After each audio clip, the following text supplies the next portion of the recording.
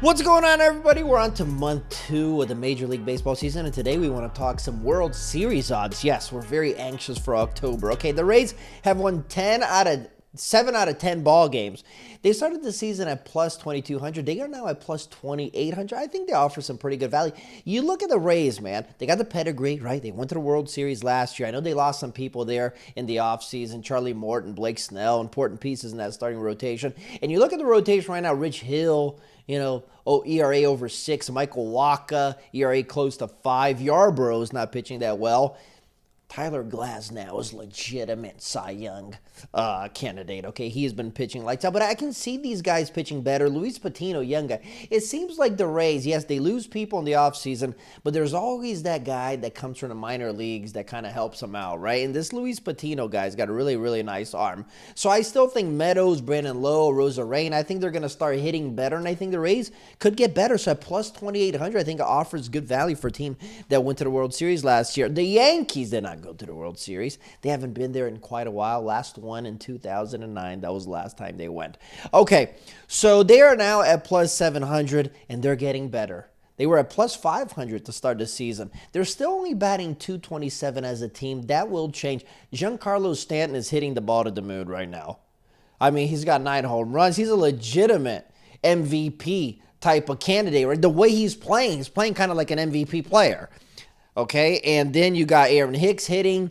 Gleyber Torres is starting to hit a little bit. Gino Urshela is starting to hit a little bit. And then you look at that starting rotation. That was always the big question, Mike. Is it a Yankees starting rotation? Well, we know what Garrett Cole offers. He offers Cy Young level of play. But then you got Corey Kluber. He's been better. Montgomery's been fine. Gio German has been okay too. So they've kind of had some consistency there in that starting rotation. And they've given up 4 or less runs in 15 out of the last 17 games. And you look at that bullpen, man. Sessa, Green, Chapman, Darren O'Day. These guys are pitching well. So the Yankees, with the talent that they have at plus 700, God, I think it offers some pretty nice value, right? The Red Sox are leading the division right now. Got off to a really hot start, 9-3. Since then, 10 wins in 20 ball games. We know the Yankees are probably a little bit more talented than Boston, probably a little bit more talented than the Rays, although every time they play the Rays, they lose. It's absolutely amazing.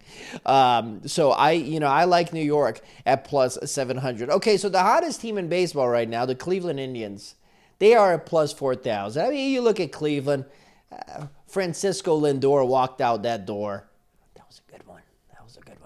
And then they have a couple guys here that are good players. I mean, Jose Ramirez is an MVP level player, right? 9 home runs on the year. But this Franmil Reyes guy, 9 home runs last year. He's already got 8 this year. If he can hit for a little bit better average, maybe put 30 out of the ballpark, I think it's doable. The Indians could be good or decent offensively, right? Really going to depend on Cesar Hernandez and Eddie Rosario and these guys that are kind of unproven. But you look at that starting rotation, and they got a nice little trio there, right? With Zach Plesac and Aaron Savali and Shane Bieber. I almost called him Justin Bieber.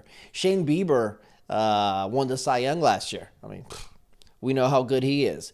Okay, so the Indians, they got some strengths there in the starting rotation. Obviously, their hitting needs to be very, very consistent. I don't know if that's going to happen, but they recently swept KC. They won series against the Chicago White Sox and also the Minnesota Twins at plus 4,000. Interesting. But I prefer Tampa at plus 2,800. Okay, so the Cardinals have won 7 out of 10. The Cardinals are moving up now to plus 2,200. Started the season at plus 2,400, right? They've also won 10 out of the last 14 games. It all depends on Nolan Arenado and Paul Goldschmidt to me, right? I mean, how about Yadier Molina, man? I mean, this guy, how many years is this guy going to play? He's batting .323 with 5 home runs. He's been doing well. Arenado has 9 RBIs in his last 7 games, but his average is still, only 5 home runs, .276 average. And then you look at Paul Goldschmidt, not doing too much right now. You'd like to see Paul DeJong hit for a better average, right? Dylan Carson seems like an interesting guy. He'll get going. They got some players there that if they get going, I mean, the Cardinals could be good. And then you look at their starting rotation. John Gant, Adam Wainwright's been pretty good in 4 out of 6 games this year. Martinez, Kim, Flaherty, they've been okay. They've been solid. The Cardinals won, a lot of games. Like, went to the playoffs last year. They went to the playoffs the year before. So that's a team that basically gets there every single year. You can't discount them. And they're playing well right now at plus 2,200. Interesting. And also the Dodgers. The Dodgers may be the coldest team, or one of the colder teams in baseball right now, losing 8 out of the last 10 games. It's funny. The Dodgers started the season at plus 300. They are now at plus 350, and I think this offers really good value. Betts, Seager, and Muncy have not hit yet.